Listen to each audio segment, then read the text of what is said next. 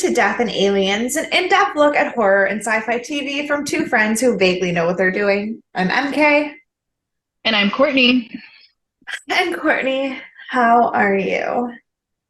I'm sleepy, but otherwise, I'm fine. I'm becoming a brand new person as I have been for the past month. So I've been trying out some new things, and I got my nails done, like acrylic nails, for the first time in my entire life. I understand that I'm 30, and that's not usually how long you wait to get acrylic nails, but I did it, and now I'm obsessed. I keep tapping on things and I don't know. I just like Isn't it touching wonderful? things. It is my favorite thing in the whole world. And I was like, I hope I don't ever end up on the street because I don't think I can quit having nails now. No. But you have to pay for them, which Yeah. is not super fun. Um, but yeah, so I've been just kind of like taking my time. I had a I can't talk today. Had a really relaxing weekend with my nails getting done, and like my friend came in, my friend Zach, who I don't know if he actually listens, but he does interact on Instagram with us. So Yeah. if you listen, hi. If you don't, that's fine. I guess. But Yes. we had lunch on Saturday, and so I just kind of like slept a lot, and I'm still sleepy, but I'm trying to like relax and chill and be a new person. Yeah. I like it. I Yeah. So how am, are you? also, I guess, trying to be a new person. I had a Zoom meeting with my advisor because I'm going back to school. Yay! More student debt. Ooh. It's totally fine. But yeah, so I did that, and next week I start classes again, which I haven't been in a class since 2017, so I don't know how that's gonna go. You make me want to go back to school. Like, just quit everything and go back to school. I'm like almost excited. I'd be excited. No, it's like, it's super No, exciting. I'm excited about what it means for like my career. I'm excited about the actual Sure. content of the classes, but also there's a part of me that like could honestly just be in college forever and never like feel bad about it. Yeah, I think I could be too. Like, I get like test anxiety sometimes, but like, if I know that I'm not like, if I don't pass this test, like, I'm not going to graduate next year. Like, I'm just like never going to graduate because I'm going to do it forever. Like, I think I'd have Yeah, less test anxiety and just would like just enjoy it. like I just want to take classes about everything. Ugh, maybe I'm gonna look at Coursera tonight when we get off. I do this. Oh my gosh, like every 3 months I go on Coursera again and like find a new course to try and take, and then I don't finish it No, every time. it's okay. I don't have time. Today Dan had a book that he bought recently called The Inheritance of Rome, and it was like a history book about Rome, and it's like yay thick for those of I you think on I've heard of audio. this. Yeah, for those of you on audio only, it's like a tissue box thick. Um, and Doug just picked it up and started flipping through it and then just goes, I wish I knew more about history. I can tell you the entire history of Middle Earth, and I don't know how Rome came to exist. And I feel like that's a problem. Those are those are things that I think would be important. Those are different.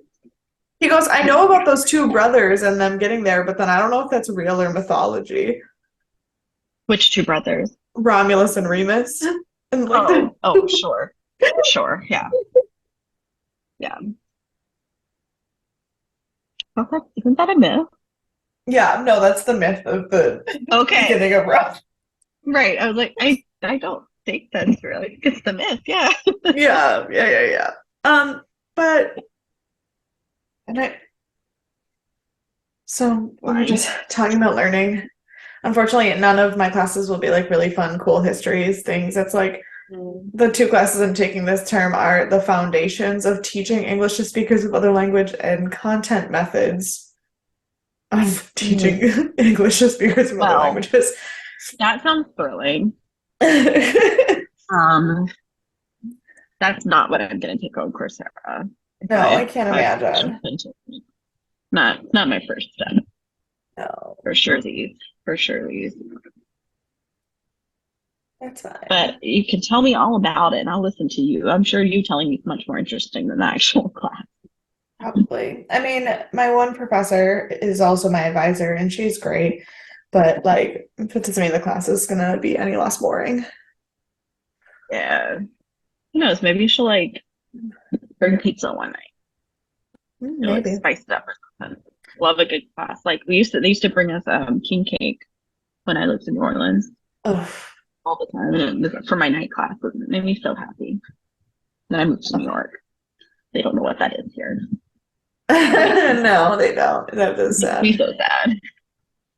You know what doesn't make me sad? What is that? Being inspired to live a more full life with some words of Well, wisdom. I sure hope I can do this for you. Here we go. Don't be perfect. Be you. Don't be what you think they want you to be. Be what you know you are. Don't look outside yourself for anything. It's all within. Jackson Kiddard.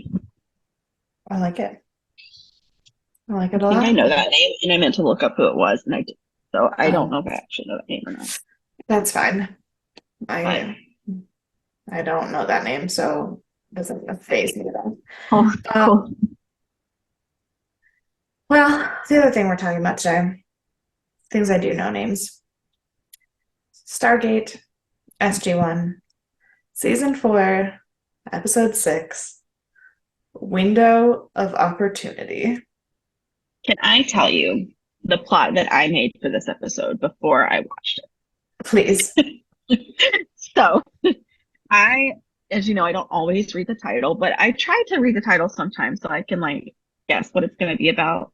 Like right before I watch it, not like weeks in advance. Yeah.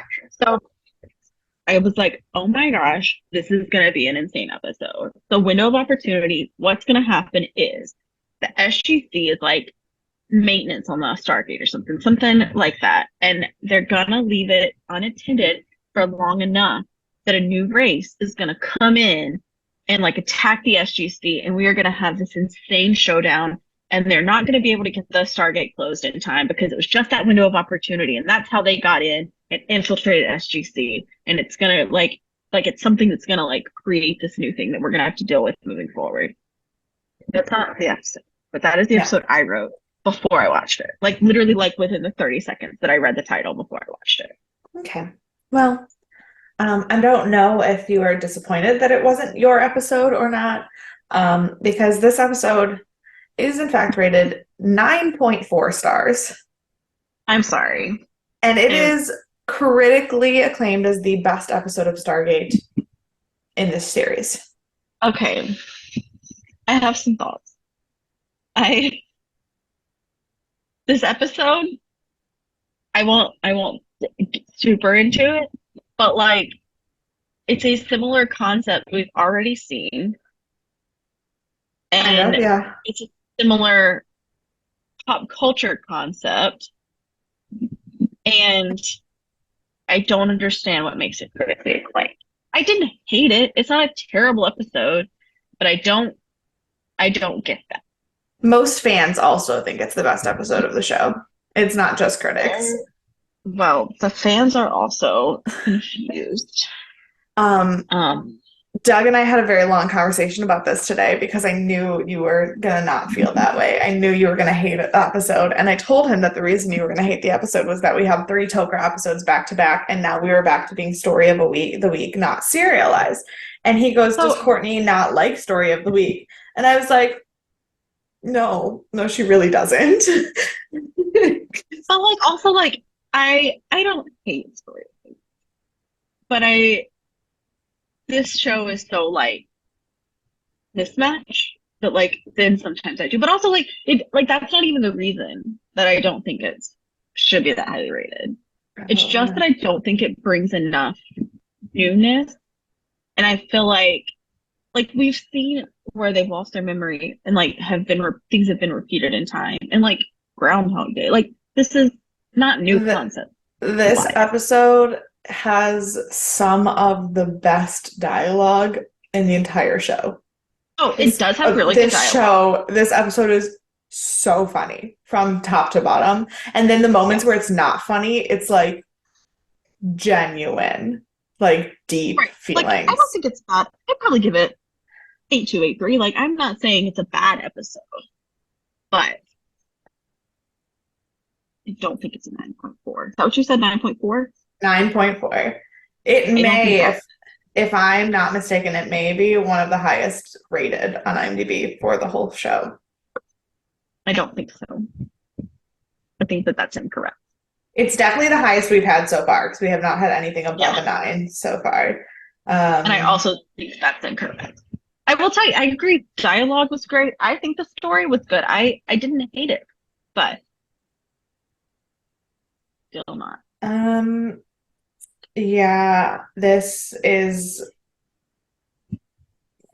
yeah, I think it might be the highest rated episode of the show.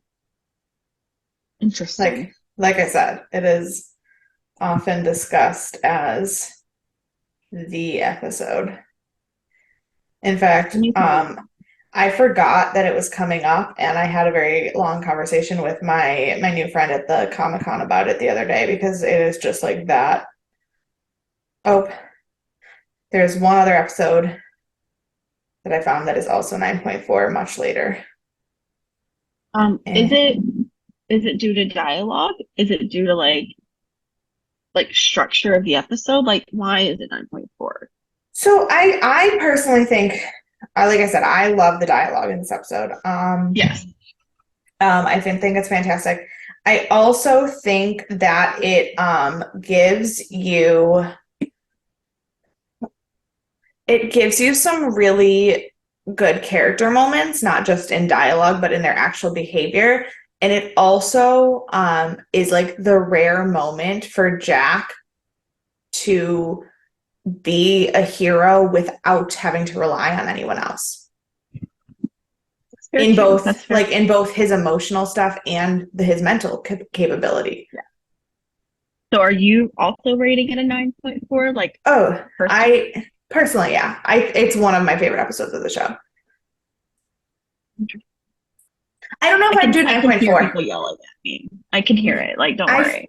I don't know if I would do 9.4. I might just do like a solid 9. Like, Okay. but I do think it has everything that you would want from the show except aliens. Interesting. And even then it does have aliens because it also everything you Yeah, learn sure. about the ancients in this episode and how what their demise was and what they did to try to stop themselves from dying is super important later. Okay. Maybe it's a me thing because I do feel like I didn't like I didn't learn enough, and I think it's because I didn't like maybe because of the format of the episode being like Groundhog Day-esque, Yeah. it like passed by me. Or I was like, That's very fair because maybe that's what it basically is. there's one scene where Daniel explains everything about this planet, and all of that information is the only information we gain this episode. And so if you're not listening to that one speech, you miss all of the like detail part of it. I was very distracted by the Fair enough. Because I have been wanting to learn about the ancients. This has been one of the things I have been interested in hearing about. Yes. So maybe it's because I didn't listen all the way at the right time. Maybe. So this episode did come out on August 4th, 2000.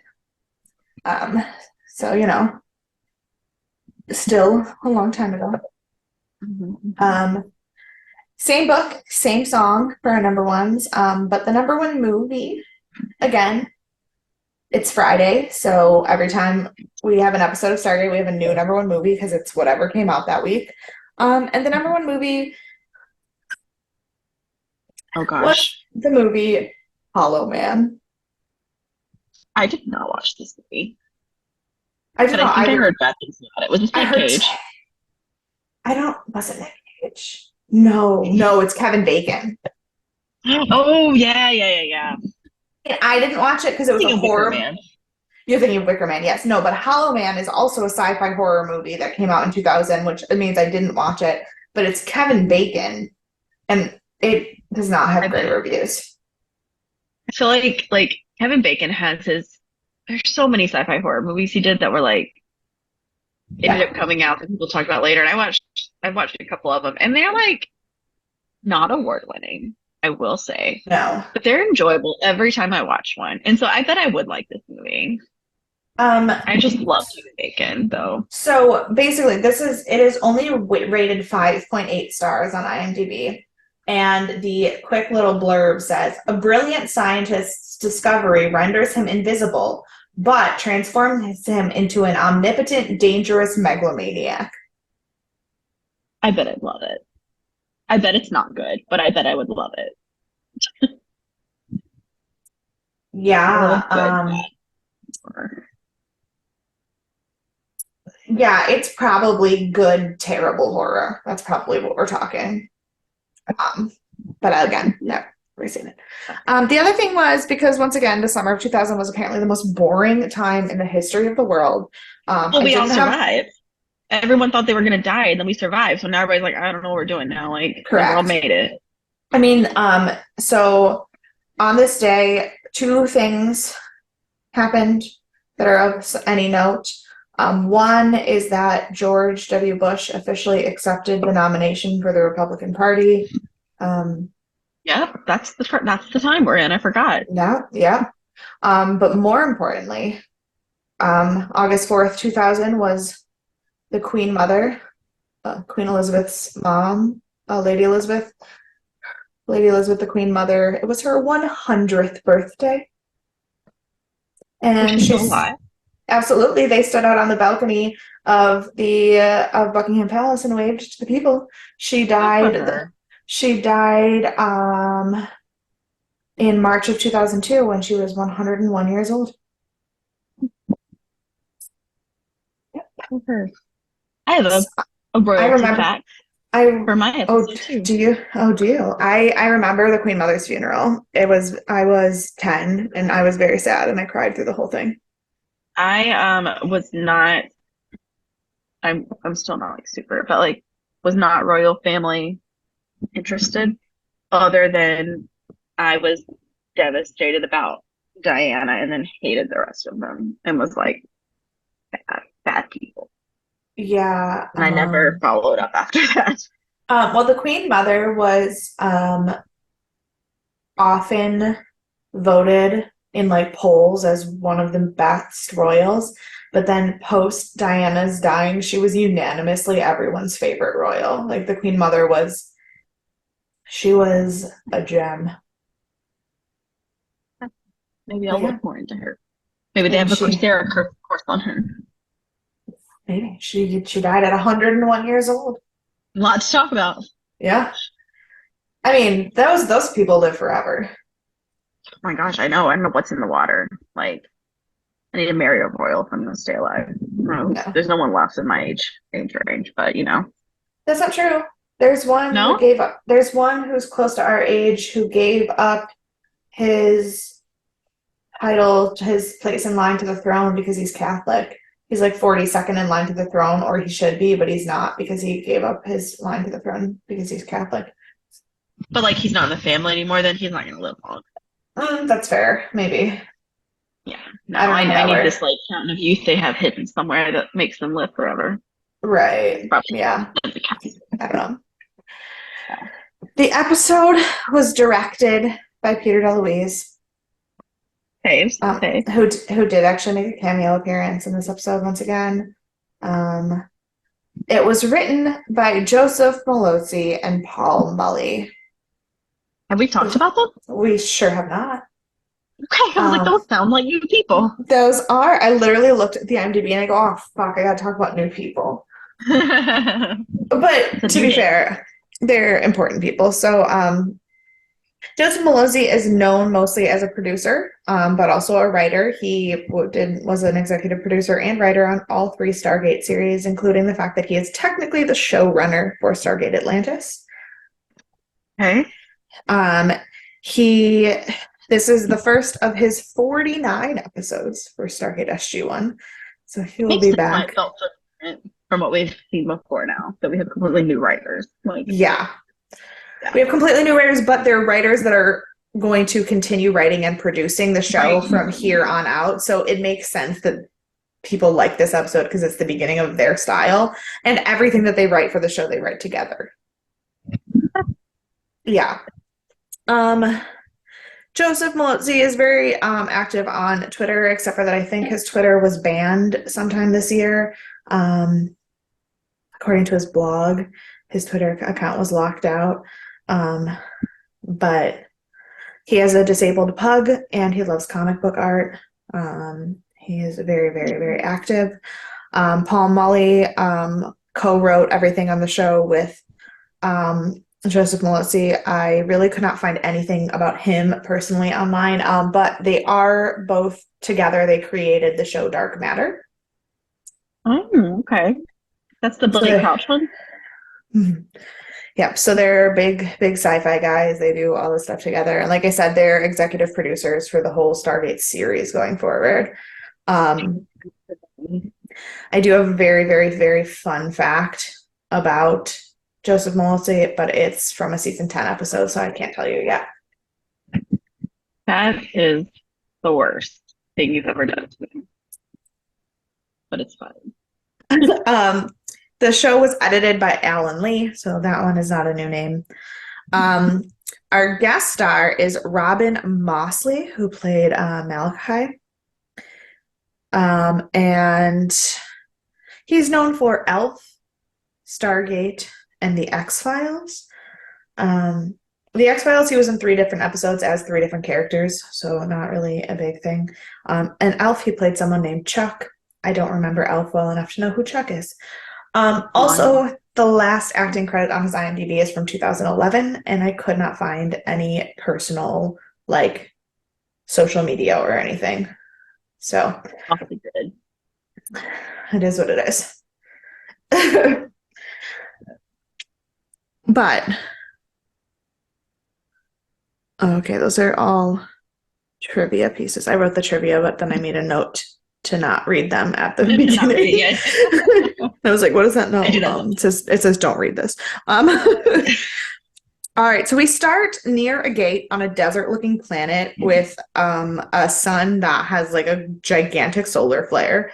And they can't stay too long because, fucking solar flare. But Daniel, I wrote, but Daniel is off doing his Daniel thing in a temple ruin with some new guy. We have no idea who this person is, but Daniel's over there hanging out with him. He must not be he must not be a bad guy because they just like left Daniel alone with him. Right. Yeah. But Daniel's trying to translate all the like writing all over the runes. And even the new guy is like, you should probably go back through the gate. He's like, and Daniel's like, don't worry about it. Sam will tell us when we don't have enough time. And he was like, no, but like you should leave. And he's like, no, it's fine. And Daniel just starts like rambling about different Latin verbs and what the ancients speak. And then the new guy is like, the geomagnetic disturbance is at its peak. I have to do this now. You need to leave. And he was like, what are you talking about? And then he just shoots him. Oh. Yep, that's how we start. Yep. Don't worry, we're not at the credits yet. Because Daniel getting shot, not the drama of the episode. Surprise.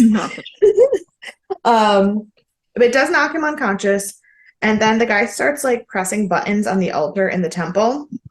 And we leave them, and we go back to Sam has just finished doing whatever she needed to do and set up, and she's like, okay, we're ready to leave. Jack calls Daniel, but he's unconscious, so he doesn't answer. And then this weird electricity field goes off and like starts doing things, and it dials the gate. And they find Daniel on the ground. So Teal'c and Jack are like, what the fuck? And attack the new guy. And suddenly we see Fruit Loops. And Daniel is talking about his feelings. But Jack is confused and has no idea how he got there. And then we have the credits. Maybe I'm not going to harp on this, I promise. But like maybe the reason that this episode didn't hit for me, but it hit for everyone else, like was because it did feel like such different style from the rest, like because the writing was different in this like Mhm. new era of writing, and everyone else is like used to it and loves it. So it's like a back, like we love these people, we love this style, this is what was created. That's the nostalgia of like we love this new era, and I'm just not ready for it yet because I'm used to the like early stuff. And so Maybe. maybe it's just that, like I don't have the same love for it that everyone else does yet. And I will. I probably will. I mean, I haven't been thoroughly let down by Stargate yet, but maybe That's that's true. fine. Maybe. I can. I don't know. I Mm. happen to think that half of the dialogue in this episode was actually just improv anyway. It's not, but it really feels like it. No, the dialogue was excellent. It's been some of my favorite for sure. Yeah. um, and so after the credits, Jack starts asking Sam and Daniel if they were just on another planet, and they're like literally just eating breakfast, like no idea what you're talking about. Yeah. That's He sounds like confusing. it probably sounds like a crazy person to them. Yeah. Did you know right away what was going Oh on? yeah. Oh, okay. Yeah. Like I like I didn't understand the science of it Of right course. away. Of But course. I didn't know it was gonna be like Groundhog style the whole episode.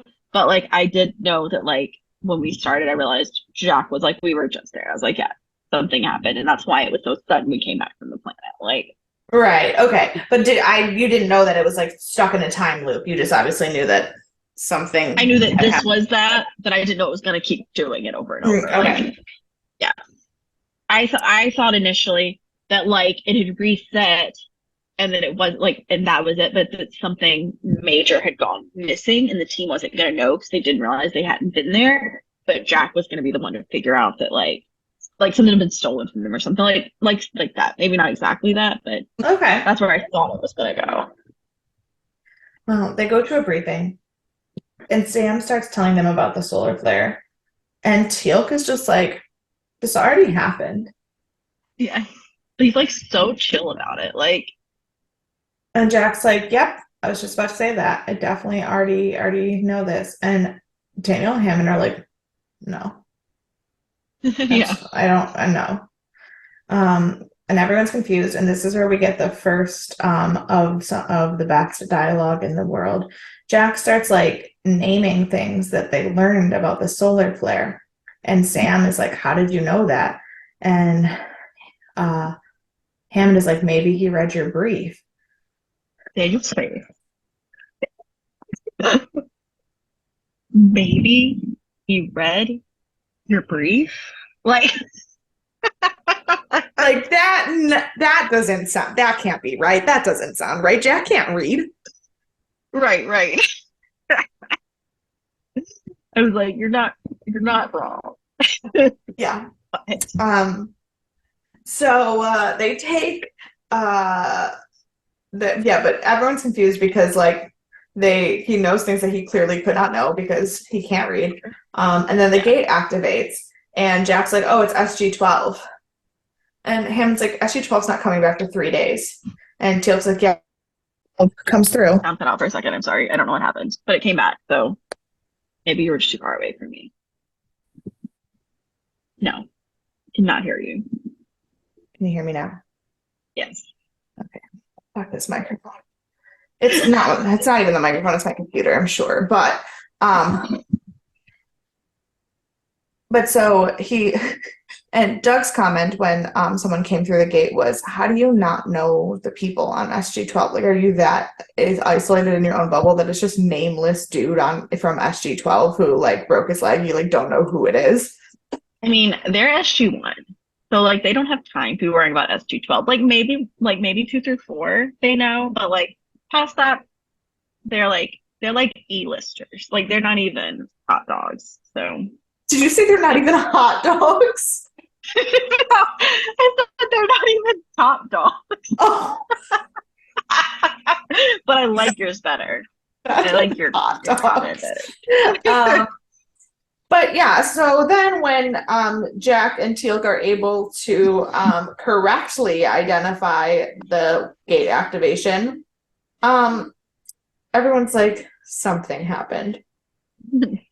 So they take them to Janet for some testing. And while Janet is testing them, oh, Sam and Hammond are trying to like process what happened and they're having a conversation about their own theories. And Dr. Fraser is like, it seems like they're fine, but like we'll run some lab work. And Daniel is like, so what the fuck happened? And Teal'c and Jack give him the rundown of everything we just saw of how the mission went. Um, and Hammond is like, until we know what is going on, we're calling off the mission. Like, this is not going to work. We can't go. Good try. So Daniel goes to talk to Jack about like the carvings and the ruins and ask for help. And some guards knock him over. And Jack is like, oh, I should have seen that coming with no emotion. No emotion. This And he is just like ruthless. Like, yeah. poor Doug also called this the Jack's midlife crisis episode. Dan. Yeah, that's fair. He has some apathy and he makes a lot of choices. A lot of choice. So Sam also asked Jack, like Sam then sits down with Jack and she's like, what am I about to say? He's like, I don't fucking know. Like the time loop is different because we didn't go on the mission. I don't know what you're about to tell me. Like So we were on the planet at this point last time. yeah. So she starts talking about subspace fields and how she thinks he went back in time and like not that he's having memories of the future, but that he's in a time loop and something and blah blah blah. And she's like, and he's just like so glum about it. She's like, I gotta do some more research. And he's like, yeah, keep me apprised. And I'm like, what is wrong with you? I just like every one of you is wrong. And I'm just gonna keep saying that because you're not even gonna know. Like, yeah, right. Turns out the boys are absolutely fine. There was no reason to cancel the mission. There's absolutely nothing wrong with them. But then the gate gets all electrified, even though they didn't go on the mission, and flashes back to Fruit Loops again. and that's when I was like, oh, it's Groundhog Day. Yes. It's not just the one. It's not just the one time. Yes. Yes, that is a thing. So they go to the briefing, and this time Jack and Teal'c are like, fuck this shit. We're not even going to pretend. We're not sitting down. We're not doing this again. This is what happened last time. SG-12 is back. I will say that cracked me up. It's like in 4, 3, 2, 1, and nothing happens. And then, like, eventually, he's like, ah, so close. So Fraser examines them again, and Jack tells Hammond, he's like, postponing the mission's not going to help. This already happened. We postponed it last time, and it still happened. We're still stuck in the loop. Then Daniel goes to ask some questions, and Jack just lets him get knocked over again. He doesn't even try to help him. you. Okay, you just yelled so loud that your microphone cut out entirely. I was yelling at Jack because he like never just like moves Daniel out of the way. Yeah. And I'm just like, why are you letting this happen? Yeah.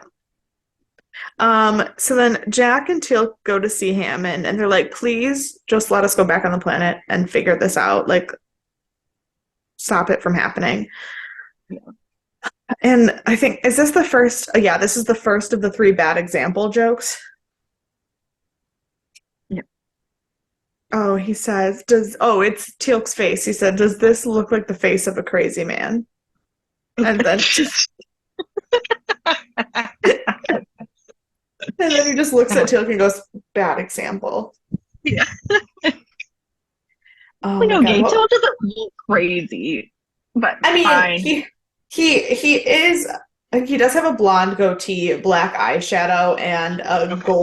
gold like melded into his forehead. In that He's moment, just he just made some bad beauty choices. Who hasn't though? Like, I mean, we had spiked frosted tips in the 90s, 2000s. Like, I mean, just doing yeah, clothes. but 2000s fashion is coming back and I hate it. I'm here for it. I can't wait. No. Mini vests and over big t-shirts, no. I'm down for that. Ugh, I love a good mini okay. vest. Um, I'm trying to find what the other bad example was. Oh, okay. No, that's the last one. I don't remember what the first one was. I only remember that one, so I don't know. I don't remember what the first one is, but it definitely happened in threes. And the second one was Teal'c. And the first one was something to do with something that Jack did that was stupid. Oh, he said something like she was um like she said something and he went to say it first, but it was something like super like I don't know what you're talking Oh about. yeah, they were like, how Yeah, did he goes, we have been there. No, we haven't. How did I know you were gonna say that? And he goes, and Daniel goes, because what else would I have said? He goes, right. okay, bad example. Example. Yeah. And so then the second bad example is Teal'c looking like a crazy person. So Hammond agrees, lets them go to the planet. They try to stop it. They run into Malachi and attack him because Jack and Teal'c thinks that he must also remember something there. Um, so they go and they are sure that Malachi must know something because like they remember things. So they assume that because he was also with them in that part of it, he would remember something. And Like who else would have done this? right. And he is playing dumb. And even if he didn't do it on purpose, Right. but he's playing dumb. He doesn't seem to know what they're doing. So Jack starts going through all his stuff. And he's like, I'm not trying to hurt anyone. I'm just an archaeologist. And Jack goes, what kind of archaeologist carries a gun? And Danny goes, I do. And he goes, okay, bad example. Yeah. um, To be fair, I feel like most archaeologists do not carry weapons. Um, but Daniel just happens to work for the military. Like, but like when I think of fictional archaeologists, when I think of archaeologists, the first three people that I think of, Daniel Jackson, Indiana Jones, River Song from Doctor Who, all three of them fucking carry weapons. well, they're very specific examples. And and like, I don't know, but like real world archaeologists. Yeah, I'm guessing in the real world archaeologists don't do the things that Daniel Jackson, Indiana Jones, and River Song do. Like travel through time and space? Yeah, probably not. Probably not. Okay, If I to be had to fair, guess. Indiana Jones does not time travel. Well, he's the one I haven't seen. He's the one I haven't watched, so Okay, I can't use him as an example. But he also like tries to fill things and like runs from boulders that like roll after him. Like that's true. those things are probably not everyday reenactments for That's true, like and he also fights professional Nazis. archaeologists. So like, Yeah, right. Like this isn't an everyday archaeologist adventure. yeah. From But then the machine starts activating, and Malachi is like, "Yo, blah blah blah," says something, and then he says Major Carter. And Jack's like, how do you know her name? And he goes, you told it. And he goes, not this time we did it. time. Yeah. Um, He's and look sometimes. yeah, but so he basically admits he does know everything, but there's nothing they can do, and he doesn't know how to stop it, and so they're all screwed. And once again, Jack wakes up in the commissary. Which like I know he gets sick of Fruit Loops, but like there's worse things to wake up to. That's true. Like I love a good Fruit Loop. I don't. Not every day. I don't like fruity cereals. I just love cereal. That's fair. I actually don't think I have any cereal here for the morning, and that's going to be really upsetting. I'm probably going to have to DoorDash cereal. I have those little cups that I keep at the office to have cereal, and then I have a big box of Frosted Flakes in my cabinet. Like I love cereal. I don't Yeah. want a marshmallow cereal, not a marshmallow, but the rest of No. them. No, I'm Yeah. like a good like Golden Grams Frosted Flakes, like anything that's like sweet but not fruity and not chocolatey. Cheerios to chocolate Rice Krispies. I'm in like one extreme to the next. I want all of them. Okay. Fair. Yeah. Um, so this time around, Jack and Teal absolutely aggressively stop. This is the time that they aggressively stop the briefing. And they're like, this is what happened. Um, we just skip the med check this time and just listen to us. Right. So of course they don't skip the med check and they go back to Janet. And this is Doug literally kept pacing because he wanted to get to this line. He's an idiot. I love him. But Jack literally stops Janet and goes, I just gotta ask, what in my eye is gonna tell you why this is happening? And I You just never love. know. Did we watch The Exorcist? I had not yet at this point. Right. But we have now. Things in your eyes can tell you what's happening. Yeah. Stay tuned on Thursday for that one. But Sam and Hammond are doing their little walk down the hallway that we saw before, but this time Sam's like, literally, Jack said big words by himself correctly. I think he's probably telling the truth. So Jack and Teal go and get Daniel, and this time they keep him in the lab instead of letting him go in the hallway to get run over. And they're like, don't read the whole thing. Focus on the altar. The altar is the problem. We need to know what the words on the altar are. And Daniel gives this whole thing about needing to know context and read the whole thing. And they were like, no, stop.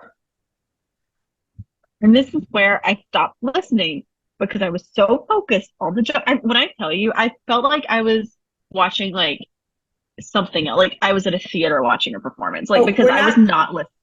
we're not there yet. Okay. Because then the phone rings and Sam calls yeah. and they go back to the briefing room and Sam's like, I think I figured it out. The electricity happened because somebody dialed into the gate. So if we dial out of the gate at the exact right time, it'll stop them from dialing in and it should break the time loop. So like, okay, logical plan actually. Are you still there? Yeah. Yes. Oh, Are you sorry. still there? Yes, you just said yes, but you didn't really say it loud enough and I didn't hear you and I couldn't tell if you were just like agreeing with me vehemently or if my speakers or your microphone or somebody was having a problem. I was agreeing with you vehemently. Got it. Cool. So they go and they try to do it, but the gate just like won't dial out. It's just not happening. And it starts over again. So then Was a good plan, but it was. But so then Jack and Teal go to Daniel. We skip right to that part. And they're like, you have already been working on this. We recorded everything you said yesterday. So we're just going to play it back for you so you know where you left off. And then Jack realizes that that doesn't work because the recording wasn't recorded yet because they're in a time loop. And Teal'c is like, I told you it wasn't going to work. And he's like, shut up. So Daniel is like, well, here's the thing. The only way this is going to work is if we work together and you and Teal'c remember everything. So Teal'c, who is not brother, and Jack, who does not know things, work together. Yeah. Cool. Well, the Teal'c looks very studious in the beginning. Teal'c is very studious and very easily distracted. Like most middle school boys who actually care. Yeah. So then Sam also realizes on this time around that there is a subspace bubble, and the reason they can't dial out is because there are 14 planets or gates that are all connected, and all of them are experiencing the same time loop. So there's literally 14 planets that are stuck in a time loop, and Jack, Teal'c, and Malachi are the only 3 people on all 14 planets who know what's happening. Which is like super inconvenient. Super inconvenient. So Sam's like, the only thing we can do is hope that Jack and Teal'c figure it out, because we're gonna forget by tomorrow. Forget we even had this conversation next time around. Right. So then Jack and Teal'c are trying to remember Daniel's notes, but the loop starts again, and Jack is really upset that the loop's about to start again, because he was not paying attention to Daniel in the morning in breakfast. And every time the loop starts again, he has to start by listening to Daniel ask him a question that he doesn't know what the question is. And Teal'c is like, you are not the only one who starts in discomfort. And turns out that every time Teal'c starts the loop, it's in the middle of him getting his face bashed in with a door. Hard. And he's complaining a lot less than Jack. I would be complaining more. Yeah. And he literally just goes to the guy. The guy apologizes, and he goes, "You've said that so many times. Next time I'm not going to be so forgiving." Poor guy. It's like, I have no fucking idea what's happening. Yeah. I was so lost. So as the loops continue, they're trying to help Daniel take notes. They are memorizing some things. They're helping Daniel, but they're also getting very distracted and learning how to juggle. Yeah. And that's when I stopped listening to Daniel, because like their facial expressions while they were juggling, it was so funny, like, and just like their interaction, that I did not focus on what Daniel was saying. Yeah, I don't remember which point of these loops we find this out, but basically we find out, I didn't write down when they wrote it, so I'll just go into the details of what we find out now. So in the research, in the studying, Daniel has discovered that the ancients created this machine in order to go back in time and prevent a plague that basically killed the entire ancient civilization. That is super important to know. Yes. But they never succeeded. They got stuck in a time loop, and they spent like hundreds of years trying to get out of the time loop and get themselves back into the right time period, and they never succeeded. So eventually, even the ancients gave up and let the plague wipe them out. See, that is all very important information that I did not hear because I was watching them juggle. Yes. So maybe that was a direction that maybe they shouldn't have chosen for this show. They should have been a little more like, listen to the story and don't watch Teal'c and Jack. But to be fair, that was way more entertaining. It was so entertaining, but now I have no idea what's happening with the ancients. But yes, but so okay, basically, I don't need to know. Yeah, basically, the ancients. This planet was a colony of the ancients, and the entire civilization of the ancients was wiped out, and could not go back in time to stop whatever plague was that killed them. AKA, very important information, because there's also a reference to the fifth race at some point where Daniel explains that Jack used to be able to speak this Latin language and whatnot. And so there were some like throwbacks to genuinely important things, but also mostly we just watch stupid things, because then in the level of stupid things, while these boys are juggling, first Jack decides to take a loop off. Yep. And goes batshit crazy and starts drawing faces with ketchup and mustard and talking about how he's losing his mind. Like, I get it, though. No, that is my worst nightmare. I understand it's not going to happen because it's not real life, but my worst nightmare would be stuck in a time loop that was something like literally anything, even the best day of my life. If it was in a time loop, I would lose my mind. So here's the thing. Agreed, 100%. except Doug and I were talking. Well, Doug, Dan, and I were all discussing the possibilities of what we would do if we were stuck in a time loop. And we all decided that like our Netflix queues and our YouTube queues, like our playlists, that's like 10 hours of video a day, like that you can just watch. And you will remember having watched it, and no one else will have lost any time, and you can fucking catch up on everything. I guess that's true. If you're the one who knows, like, Yeah. but I like surely you would like you could never travel because you couldn't go that far in 10 hours. Like, I mean, you could travel like a few hours out, but like you could never go to another country. Like, Doug was like, what would you do with 10 hours? And Doug was like, I think I would kill someone just to know what it actually felt like to murder. Just to know if it actually. What? That's Happy Death Day. In the, like, yeah. Which was a show I used to do for horror movies, and it's not available for free. But so he was like, I think I'd murder someone just to know what it feels like, because it wouldn't matter, because it would reset. And then, of course, Dan panicked because he's like, I live closer to you than anyone else. You would kill me. Right, yeah. And then we tried to figure out who we could assassinate, because, like, you can't get to Russia in 10 hours. Sure, yeah. So, correct. Like, Putin off the list. Not because he's not, like, on the list, but because... right. You can't cut there. Not available within 10 hours, yeah.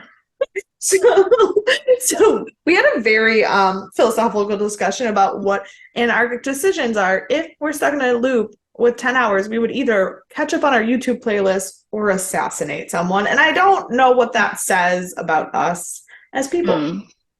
Well, like, my first thought would be, like, of course, like, I would want to catch up on my TV shows because, like, there's a never-ending list right now, but eventually you would. Yeah. And there's no new stuff after that. So, like, you can't do this for the rest of your life. And I was like, man, I could, like, write a book if nobody's bothering me. But then, like, it's not going to save day to day. Exactly. I couldn't actually write the book. That's what, like, would drive me insane. Yeah, that's what, like, Doug was like, you can't play a video game unless it's one you could beat an entire day. Because if it's more than, like, 10 hours of playtime, it resets. So true. Yeah. Oh, my gosh, it's devastating. Yeah. Could you imagine playing 10 hours of a video game and then it resetting? No, I would quit. I would never touch it again. Whenever I forget to save after like a 2-hour time span, I never play that game again because I'm so mad about it. Like in real time. Yeah. Oh, that's my new nightmare. Specifically that. Yeah. Oh no. Oh no. But okay. So then in the next loop, after Jack has had 10 hours to lose his mind and throw food around, they come back and they're doing some work again. And they're basically writing on the board for Daniel, because at this point they know everything that Daniel has translated so far. And Daniel's like, man, I'm a little jealous that you guys like remember things, because I feel like that would be the best time to do something completely ridiculous that you would never actually do in your own personal life, because there are no consequences. Which inspires Teal'c and Jack to be complete assholes. Yep. They started, like, Jack starts taking pottery classes. Just himself, not an actual class. He's just teaching himself pottery. He's riding his bike throughout the base. They start practicing golf. That was my favorite part. It was so fun. Into the gate, to which Doug's other favorite line of the entire episode, where General Hammond yells at Jack to see what he's doing, and he's like, no, the middle of my backswing. And then we had Dan's favorite moment of the entire episode, where he audibly squealed and made me pause it so he could freak out, because Jack walks in to the headquarters, like the main room thing. What is that? The gate room. I couldn't fucking think of the word gate room. And wearing a yellow safety colored sweater and a hat, like a beanie. And Hammond is like, Colonel O'Neill, why are you out of uniform? And he's like, because I'm tendering my resignation. And he hands him the papers and he's like, why are you doing that? He's like, so that I can do this. And then he just grabs Sam and kisses her. Literally, Dan, like, squealed like a small child. Yeah, well, that is the correct reaction. That Yeah. is the correct reaction. Yeah. Uh, yeah. When he walked in his letter, I was like, what is this Yeah. man? His Correct. outfit changes through this episode. Yeah. Um, um, but then after a bunch of loops, they have finally translated the text and they find out that they can break the loop if they press the buttons on the altar in the correct sequence to like unpause the loop. So they go back to the planet, and they get to the altar, but Malachi has put up a force field around the altar, so he can make it work. Um, and at this point, I go, oh, fuck, I forgot. Because obviously I've seen this episode before, but I had forgotten why Malachi did everything he did. Earlier in the episode, when we see Malachi with a gun, we also see that he has a picture of his wife with him. Yeah, well, she's dead. Which you probably could see coming. I didn't because I didn't pay enough attention to it in the beginning. I Okay. agree. If you had like paid the proper attention, you probably would have noticed why it was Yeah. happening. I just didn't because I got To so be fair, distracted by it all of wasn't it. until he put the force field up and was actively trying to continue working on it, despite knowing he was in the time loop, that I remembered that, oh, yeah, he did have a real reason. But so he decided he's going to try to go back in time the way the ancients did to see his wife, but not to save her because she has a congenital heart disease. And no matter where he went back in time, it couldn't stop that from happening. And so he's just like an unhinged man grieving with way too much access to technology. And so they tell him what we learned about the ancients, about the fact that the ancients never actually got the machines to work and they were stuck in the time loop. And even the ancients gave up. And he's like, I don't believe you. I need to go back. And so Jack tells him about Charlie. And he's like, no, I do understand what you're feeling because I lost my son. But even if I could spend another day with him, if I ever had to live through him dying again, I couldn't do that. Could you? And Malachi realizes that, like, no, like, even seeing her laugh and holding her again isn't worth losing her again. So he stops the machine and they get home and everything's okay. And they're back in the commissary for their next day of breakfast, which is finally actually the next day. And Jack is eating the largest bowl of oatmeal in the history of the world. And they were like, why? And he's like, I've had nothing to eat but Fruit Loops for longer than I know. I thought it was mashed potatoes at first. It's fair. We learned that it was at least 3 months that they were looping. Yep. Which like would lose my mind. Correct. Would absolutely lose my mind. Yeah. And then we find out, and then Daniel brings up the question once again of if there was anything he did that like was horrible. And he goes, you already asked me that question. And then he just kind of smirks at Sam. And we never see what happens next. And Nothing. Let it go. Yeah, it is pretty unfair that they just had 2 Jack Sam episodes in a row. And I know it's not going to happen again for a while. Like obviously I haven't seen it, but like I know. Yeah. Doug literally goes, I'm so sorry, because he realized that Dan watched the last 2 episodes in a row with me, and he just goes, I'm so sorry, Dan. Just spoiler alerts. Don't get your hopes up. Yeah. Like you didn't even have to tell me. And I knew. Well, and then my Dan goes, of course they don't. Like, they're consummate professionals. They're never going to break the rules. I get it. But also, I get it.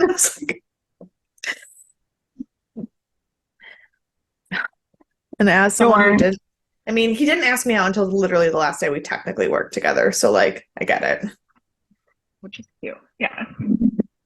But I have trivia. I love trivia. I actually have quite a bit of trivia this time. Um, Ooh. and actually, there's more trivia on the website that I just didn't feel like writing down, Sure. because some of it was spoilery and some of it was dumb. Um, Mhm. like okay, and so yeah, like the opportunity a year ago or so that Daniel refers to were the events of the fifth race. We knew that. Um, Peter DeLuise had a cameo. He was the guy who helped Daniel stand up after he got knocked over. Cool. Um, Don S. Davis and Robert Mosley both appeared in the same episode of MacGyver. Right. O'Neill mentions Groundhog Day. Sure. Oh, and tied with one other episode that I won't tell you about because it is not coming up for the highest rated episode of the series. Mhm. But and that one's just straight spoiler. But the things that are great, real great trivia. And the Fruit Loops on Jack's spoon were glued to the spoon so that every time we flashed into the loop, they'd be the exact same spoon of Fruit Loops, which is why he doesn't ever eat them. It's very cute. I like it. Um, this piece of trivia supposedly comes directly from Christopher Judge himself in an interview at a Comic-Con. Christopher Judge said, not to me, unfortunately, but he did say that because Christopher Judge is actually a very good golfer. That is like a known thing. And so all of the shots that he made, he actually did just like shoot them up. But apparently Richard Dean Anderson, not a good golfer, even a little bit. And so the balls that Jack shoots are CGI'd because he could not make them at all. Poor thing. Poor thing. The Latin for Novice books that Jack was reading, if you noticed on the cover, it said written by Joseph Malozzi, who is the writer of this episode. Those. Oh, I always miss those. And we know that they were looping for about 3 months, but there were 22 different iterations of the loop depicted in the episode. So many. So many. Yeah. But also, they were only looping 10 hours at a time. So it wasn't like a whole day, it was 10 Yeah. hours. So it's 10 hours over and over For for 3 months.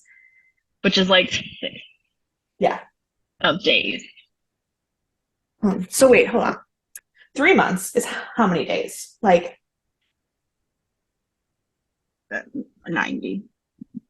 yeah, about 90. So say it's 90 days times 24 hours in a day divided by 10 hours in the loop. That's 216 times they went through that loop minimum. Because Sam says they don't know when the Togra first tried to get hold of them. Right. Right. So minimum, they did that loop 216 times. Would lose my mind. Would lose my mind. Yeah. Do you have any thoughts? I feel like I've exhausted myself. So That's, I will say I did really like the style. I did really like it, but it does feel different than what I'm used to. And if they're gonna go in this direction, based off of something like this, I do see how it became a little bit more like pop culture because it was less like um inundated sci-fi. Like sometimes it gets a little bit slower in some of the episodes we've seen, yeah. and this one didn't feel that way. And so I think I'm just not used to this version of Stargate yet. Even though it's not like it didn't feel out of place, but Yeah. I could see how it's like a change in direction still. So I think I just am not there yet. But I'm excited to see where we're going forward. I did love this episode. I love the dialogue. Um, love the wardrobe changes, like I said. Yeah. Love Jack.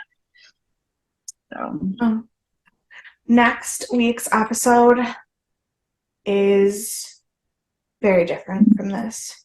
Great, love it. Yep. Not surprised at all.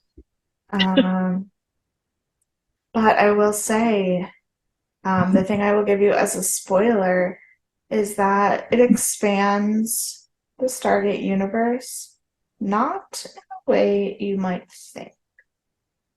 Okay. Okay. And I feel very comfortable leaving you the vaguest thing ever because you're gonna have to watch the episode tomorrow. So Oh my gosh, I do. Yep, you are absolutely correct. We just talked about we that an hour ago. we have some weird schedule things coming up, so we're recording in literally 2 days. So I don't mind giving you really shitty vague spoilers because we're watching the episodes tomorrow. Sorry, rest of the world. Um, yeah. Um, okay, I love an expansion. I love when we have an expansion, so I'm optimistic. I'm cautiously optimistic All right.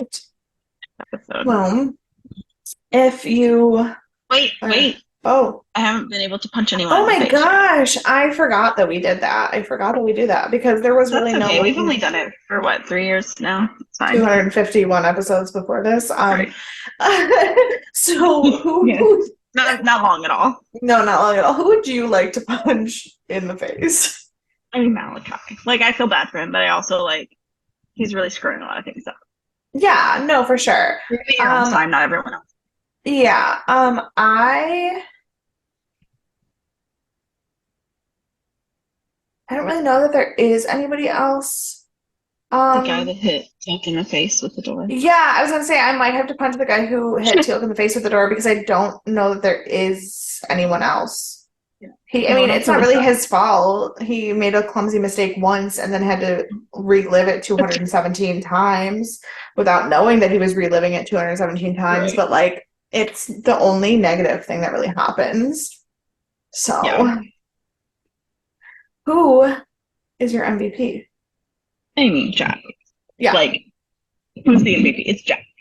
it's Jack. There isn't really another answer, but obviously, I will give it to Teal'c then because you gave it to Jack because mostly entirely for the look on his face when Jack said, "Does that look like the face of a crazy man to you?" Fair. Yeah. Fair. Yeah. So because this was maybe that's why I love the episode so much because it's a Jack episode and we all know how I feel about Jack. Like, I mean, he's a fan favorite. Like I Yeah. understand that. yeah, So I get it. I need to meet him again so that I can actually get his autograph because I didn't last time. Yeah. But it's fine. I also just randomly started Googling Michael Shanks today because I want to meet him too, but it's fine. I also have no money to meet anyone, so I don't know why I'm doing that. I have no money. But if you have ideas or money and you want to share it with us, Yeah. um, My favorite transition to the end so far. you can email us at deathandaliens@gmail.com or follow us on all of the social media at Death and Aliens. You can follow me personally everywhere at EMKAY_superstar. And you can follow me at CECloud13. And with that, we will see you for our Thriller Thursday episode this week where we follow up some craziness. Yep. Wild. Yeah. Wild. All right. See you later. Yeah. Bye.